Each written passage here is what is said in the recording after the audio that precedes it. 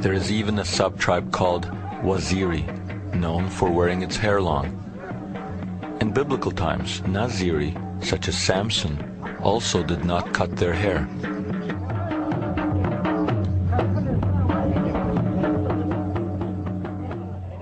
So you have Reuben, Gad, Ephraim, Shimon. 4 more tribes. So we'd actually located 9 of the tribes. Or let me put it differently. We think we located 9 of the tribes. If we haven't located 9 of the tribes, then it's a very strange coincidence going on that you have all these people with biblical names, with biblical practices, with an Israelite memory, exactly where they should be according to the biblical map. If someone can come up with another explanation, I'm open to it. But I couldn't understand it.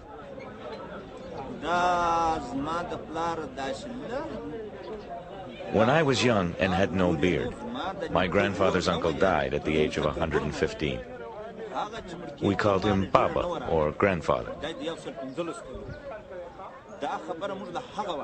He used to say that we are the children of Israel.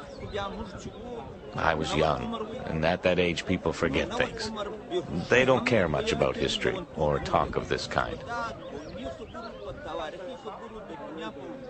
But now I would like to know, what are our origins? Where do we come from?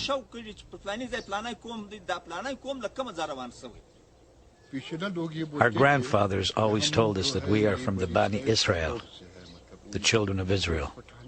They said the Jews are as Pathan as we are. It's clear that a Judaic memory persists, but were there ever people here who openly identified with Judaism?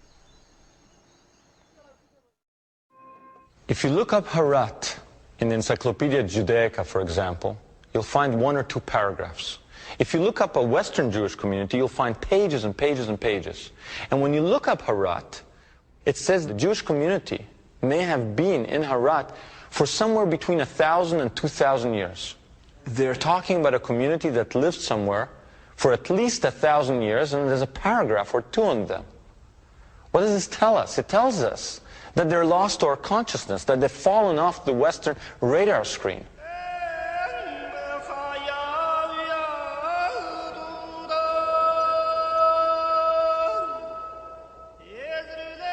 In Harat, we find this cemetery covered with Stars of David and Hebrew script. For at least 1,000 years, it served one of the oldest continuous Jewish communities in the world. The Jews of Harat are no more. The last of them left in the late 1980s following the Soviet invasion.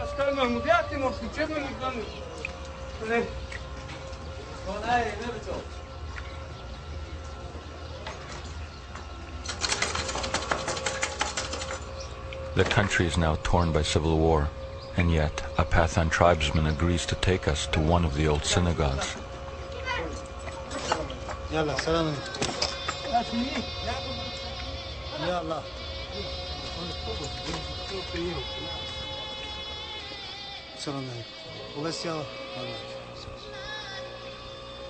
For hundreds of years, people entered this house of prayer through the grand doorways leading into its beautiful sanctuary.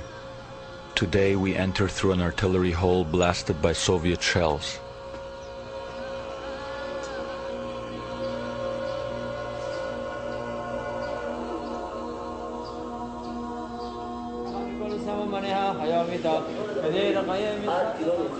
There is now a tiny community of Afghani Jews in Israel.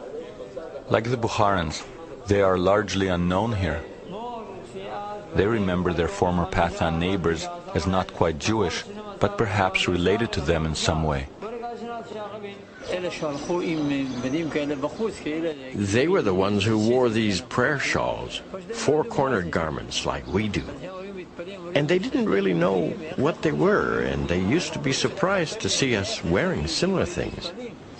They would say to us, "You're Jews? How could you be Jews?" They'd be surprised. I remember them coming from the border areas, from the mountains, from Pakistan, places like Jalalabad.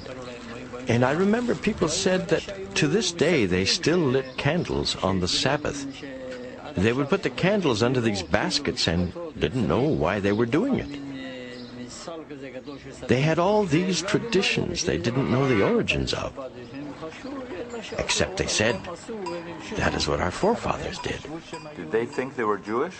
They thought they were more Jewish than us.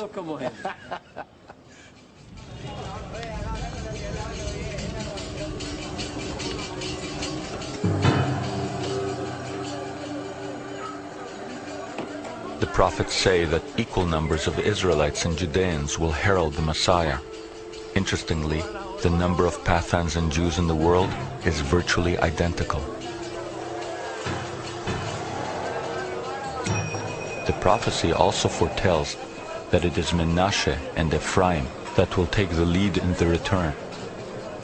In India, we had encountered the Menashe. If we were right, here among the Afridi, we had come face to face with Ephraim. However, before we could accept that the end of days was upon us, we needed more proof. On the road to Armageddon, it now seemed appropriate that our journey take us through a minefield.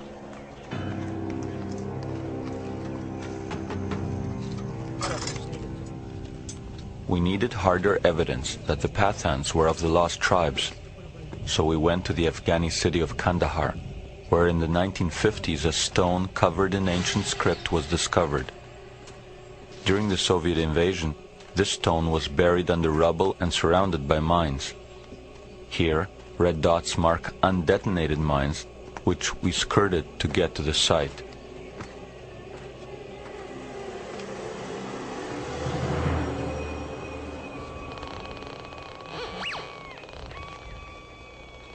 "2,300 years ago, the Buddhist emperor Ashoka